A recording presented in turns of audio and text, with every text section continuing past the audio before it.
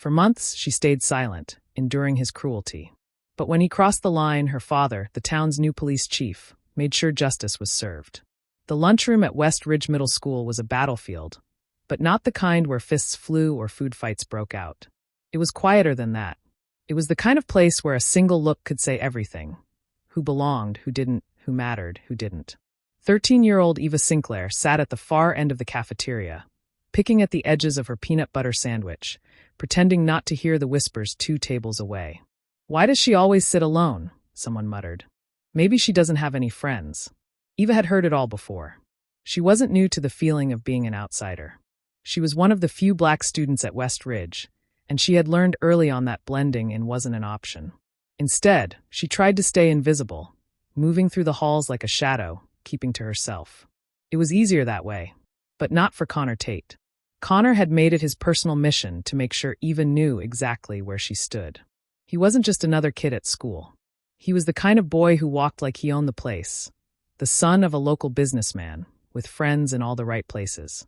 Connor was the name teachers said with a smile, the kid parents invited over for pool parties, the one who could talk his way out of anything. And for the past month, he had decided Eva was his favorite target. It started small, shoving her books off her desk, accidentally bumping into her in the hallway. The kind of things no one would call bullying, just kids being kids. But it never stopped there. Today, it was her lunch. Eva had barely taken a bite when a hand snatched her paper bag off the table. She looked up, and there he was, grinning like this was all a joke. "What you got, Sinclair?" Connor tore the bag open, pulling out her sandwich with exaggerated disgust. "Peanut butter? Seriously? Guess your dad's new job doesn't pay enough for real food." Laughter rippled through the table behind him. Eva's fingers curled under the table, her jaw tightening. But she stayed silent. She always did. Connor leaned in closer. "You know, you should really say thank you. I'm just trying to help you diet." He tossed the sandwich over his shoulder, and it landed with a soft splat on the floor. Eva's stomach twisted. She wasn't going to cry. Not here. Not in front of them. She reached down to grab what was left of her lunch, but before she could, a foot came down, smashing the sandwich into the tile. Connor smirked. Oops. For a moment, the world shrank. It was just Eva, the crushed sandwich, and the sound of their laughter ringing in her ears. She could feel their eyes on her, waiting to see what she would do. But she already knew. She grabbed her backpack and stood, pushing past the tables, ignoring the whispers, the snickers, the heat burning behind her eyes. She kept walking, past the cafeteria doors, past the lockers, all the way to the girls' bathroom. She locked the stall, sat on the closed toilet lid, and took a slow breath. This was nothing new. She would wait until the lunch bell rang, then slip out and pretend none of it ever happened. Because telling someone never worked. The teachers would say, just ignore him. The principal would call it a misunderstanding. And tomorrow, it would all start again. But Eva didn't know that tomorrow would be different. Tomorrow, she would fight back.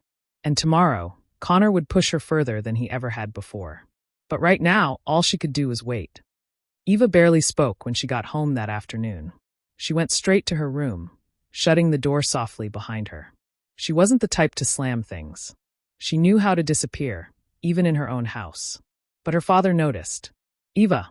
His deep voice carried through the door. Everything all right? She hesitated. Her fingers tightened around the strap of her backpack before she dropped it onto the bed. Yeah, just tired. There was a pause, then a quiet sigh. All right, dinner's in an hour. She waited until his footsteps faded before she exhaled. He had enough to deal with, moving to a new town, stepping into the chief's office, dealing with the mess left behind by the last guy. She wasn't about to add middle school drama to his plate. She could handle it. Except, the next day, Connor made sure she couldn't ignore him. It started before first period. Eva was pulling books from her locker when she felt something slam against her back, hard. She stumbled forward, her forehead nearly smacking into the cold metal. Laughter. She turned slowly. Connor leaned against the lockers, smirking. My bad, Sinclair. Didn't see you there. Her fists clenched at her sides, but she said nothing. That was what he wanted, a reaction. But Connor wasn't satisfied. By lunchtime, it had spread. A rumor. She wasn't sure who started it, but she could guess. As she walked into the cafeteria, the whispers followed her. Did you hear? She tried to fight Connor. No way. Huh. Yeah, swung on him and everything. Bet she cried after. She stopped in her tracks. Her mouth went dry. Connor sat at his usual table, grinning as he scrolled through his phone, like none of it mattered. Her fingers curled into the fabric of her sweater. This was worse than the shoving, the stolen lunches, the tripping in the hallways. This was making sure she was alone. Making sure no one wanted to sit with her, talk to her, be seen with her. And it worked. She sat alone that day. And the next. And the next. By Friday, she thought maybe he was done. Maybe he had gotten bored. She was wrong. The final bell rang, and Eva walked toward the front doors, relieved to be going home. She was halfway across the parking lot when she heard the voice behind her. "Hey, Sinclair." She ignored it. Kept walking. "Where are you going?" "Thought we were friends." Her fingers gripped the straps of her backpack tighter. The pavement felt too open. Too exposed. A hand grabbed her wrist. She jerked away, spinning around. "Don't touch me." Connor grinned like this was all a game, relax. "I just wanted to say hi." The boys behind him laughed. They always did. Ava's pulse pounded in her ears. "Leave me alone." Connor leaned in, his voice low. "Or what? You're gonna tell on me?" Eva swallowed hard. "Thought so." He flicked her backpack strap. "You're just mad 'cause nobody cares." Something snapped. Before she knew what she was doing, Eva shoved him hard. Connor stumbled back a step, caught off guard for the first time. He wasn't smirking. And that should have been the end of it. But it wasn't. Because Connor wasn't used to being embarrassed. And in that moment, he decided to make sure she never forgot it. But Eva had no idea just how far he was willing to go. Eva barely slept that night. The moment her head hit the pillow, her mind replayed the scene in the parking lot. The look on Connor's face when she shoved him, the way his friends had gone quiet for just a second before the laughter started again. She had never touched him before. Never fought back. And now she had no idea what was coming next. Saturday passed without anything happening. Then Sunday. By Monday morning, Ava convinced herself that maybe, just maybe, Connor had decided to move on. She should have known better. It started with the stares. Then the whispers. By third period, the snickers had turned into something else. As she walked down the hallway, students turned their phones toward her, pretending to be looking at something funny. Some pointed. Some laughed under their breath. Others just shook their heads, like they knew something she didn't. Eva's stomach twisted. She slid into her desk in English class, eyes glued to the scratched-up surface, trying to block out the murmurs around her. Then a voice from behind her. "Nice photos, Sinclair." Eva's head snapped up. Lena Carmichael, one of Connor's friends, was smirking as she tapped on her phone. Eva's chest tightened. Her own hands fumbled for her phone in her backpack. When she unlocked it, her notifications were flooded. Her breath caught in her throat. It was a picture of her, taken in the school parking lot when she had shoved Connor. But someone had edited it. In the new version, Ava's face was twisted with exaggerated anger, and bold red letters had been slapped across the top. "Psycho Sinclair can't control herself." Her fingers trembled. And there were comments. Dozens of them. "Wow, she looks unhinged. No wonder she has no friends. Connor should have hit her back. I heard she tried to scratch his face." It wasn't just a rumor now. It was something worse. Something people could see and believe. Ava's throat closed. She forced herself to swallow. She wouldn't cry. Not here. Not in front of them. Lena leaned forward again, voice syrupy sweet. "Connor says you have a temper problem. Maybe you should get some help." Eva's pulse hammered.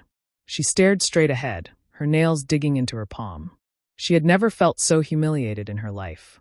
By lunchtime, everyone had seen the picture. By the time school let out, it was all anyone talked about. And by the time Eva made it home, she was ready to disappear. But when she walked in the front door, her father was waiting. And he had his phone in his hand. "Ava." His voice was steady. Too steady. "Sit down." Her stomach twisted.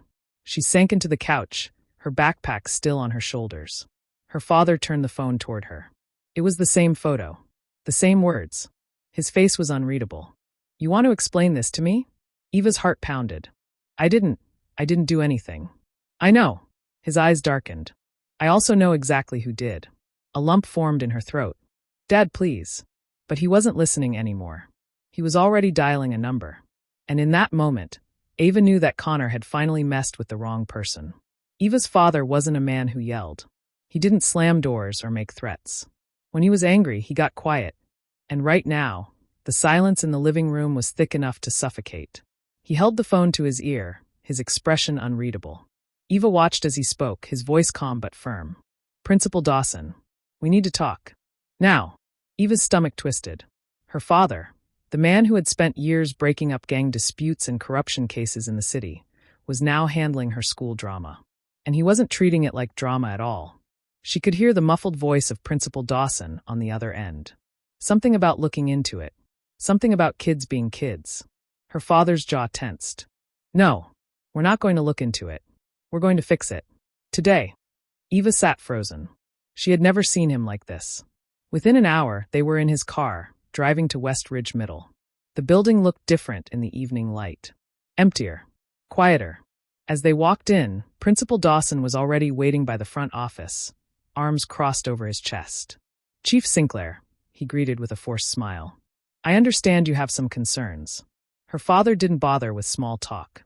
"Connor Tate has been harassing my daughter for over a month.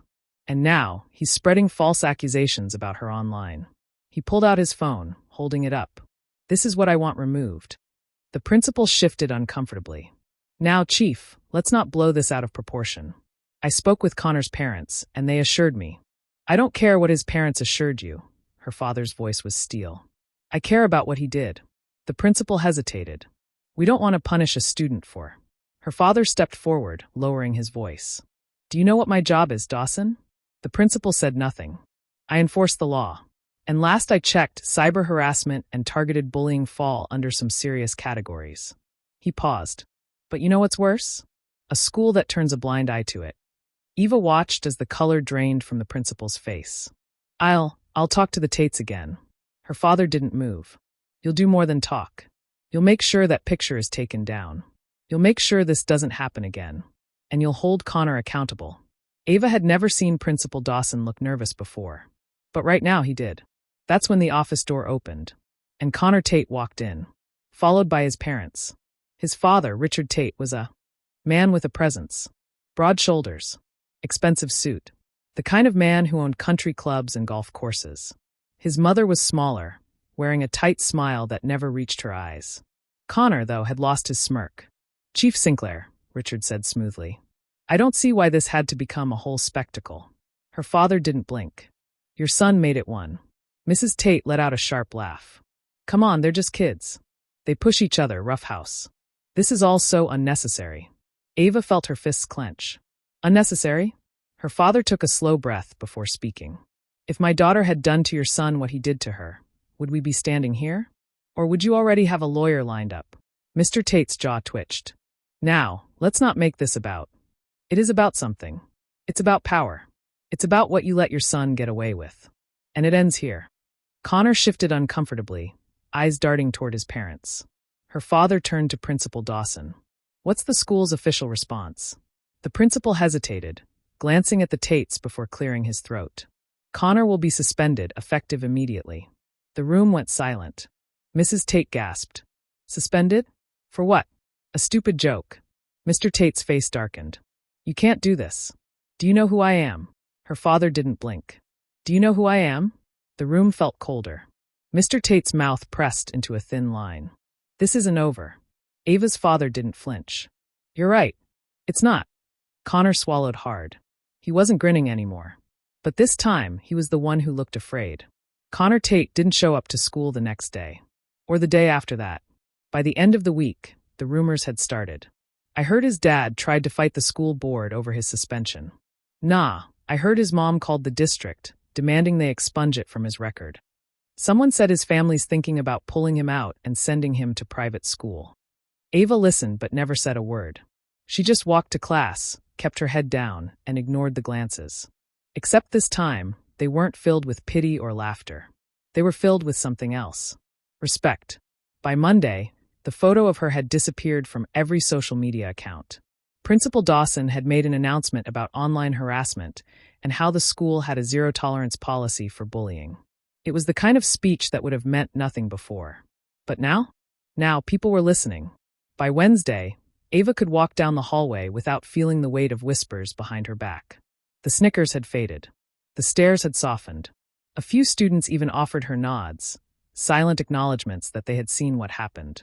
And then there were the ones who still didn't know where they stood. At lunch, Ava sat alone.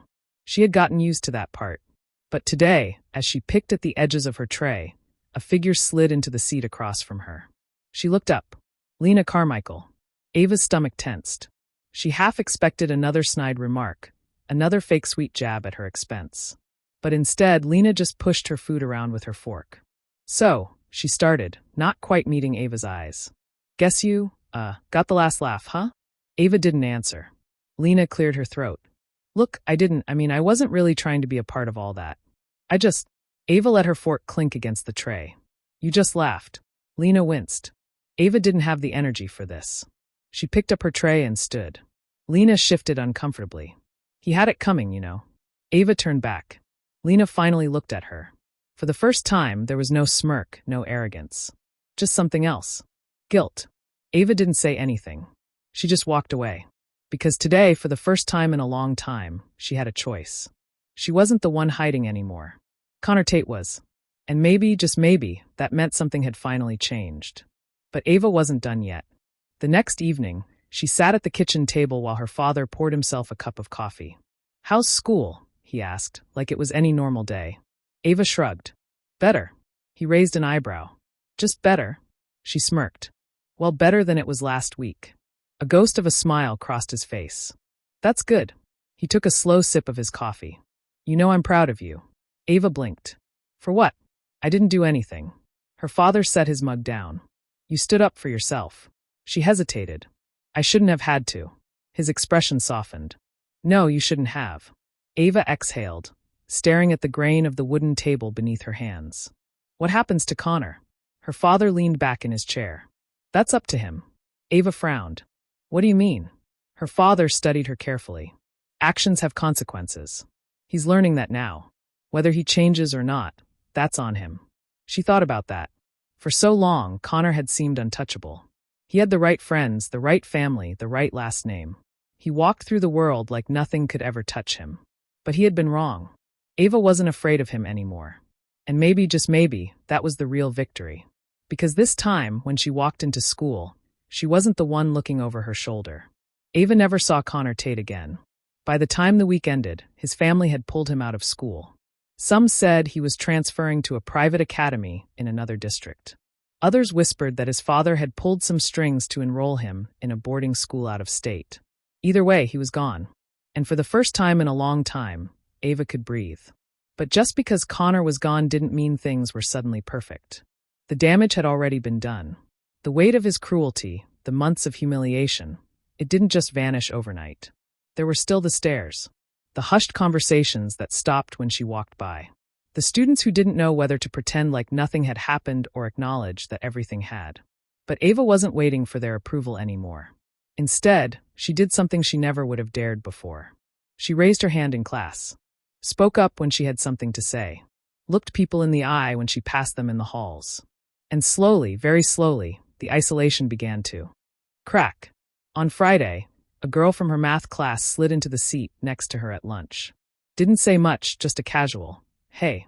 A day later, someone asked her if she wanted to be in their group for a project instead of just letting the teacher assign her.